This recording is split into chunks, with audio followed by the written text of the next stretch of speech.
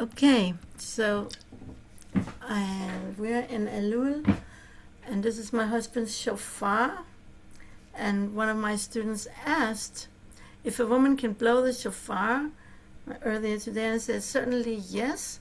I just don't know if she can actually help a man or even a woman fulfill her obligation on Rosh Hashanah to hear the shofar. That I have to check with my husband.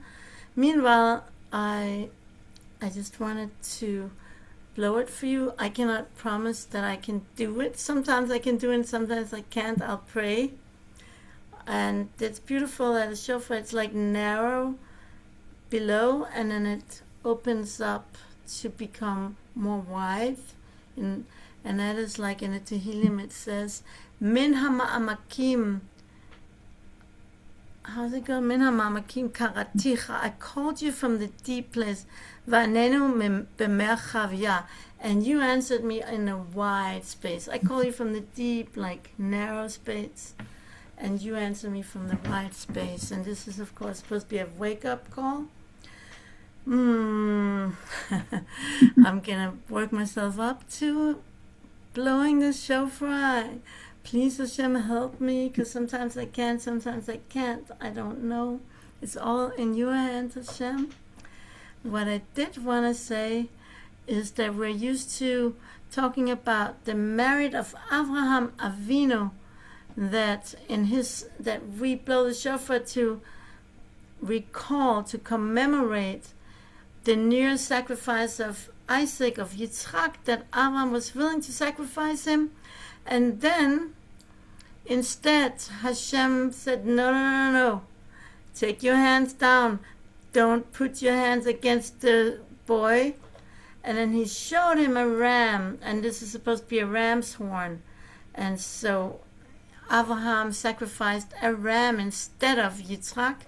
And when we blow the shofar, is to remind ourselves and remind, so to speak, Hashem of the great merit of Abraham, that he was willing to go against his own principle, which is totally against child sacrifice, and be willing to give to Hashem the best, the most special, his only son, his special one, his firstborn one.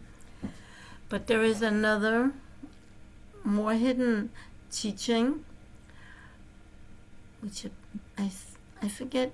I think it's the Rabbi of Koshnik who says this.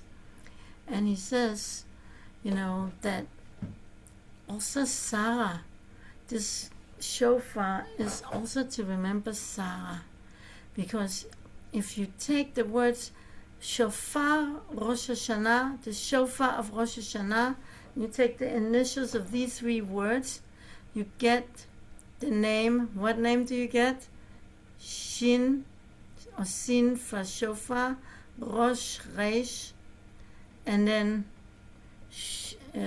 Hey, right? Shana,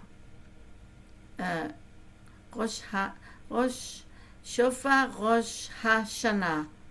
The shofar of Rosh Hashanah, you get the name Sarah. Hi, Shelley. I'm just repeating what we learned today in class. And so Sarah, she unified herself with this near sacrifice of Yitzchak, and she gave over her soul to be with them, with the Father and the Son, on the Temple Mount of Mar HaMoriah, where this near sacrifice took place. She let her soul leave her body. She extricated her soul from her body, and she landed right at the Akedah. And she was willing not only to sacrifice her son, she was willing to sacrifice her own life to be part of that Akedah. So we're also remembering Sarah, and that's why Shofar Rosh Hashanah is the acronym of Sarah.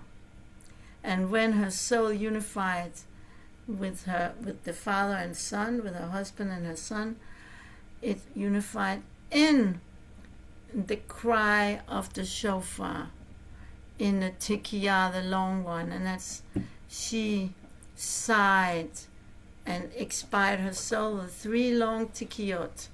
6, and that's why we have to hear 6 long tikiyot on Rosh Hashanah, and now let's see if I could do it. Hashem, please help me. I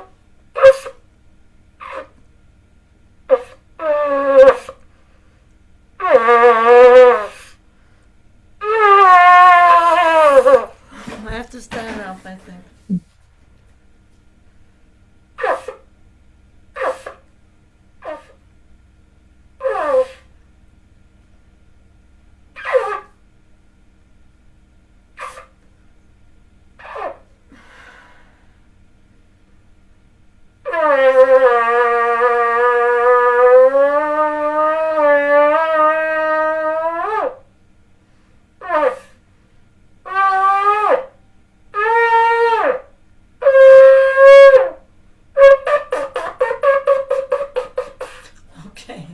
Not so good. But this, when we blow it on in the month of Elul, is to wake ourselves up and get ready for Elul.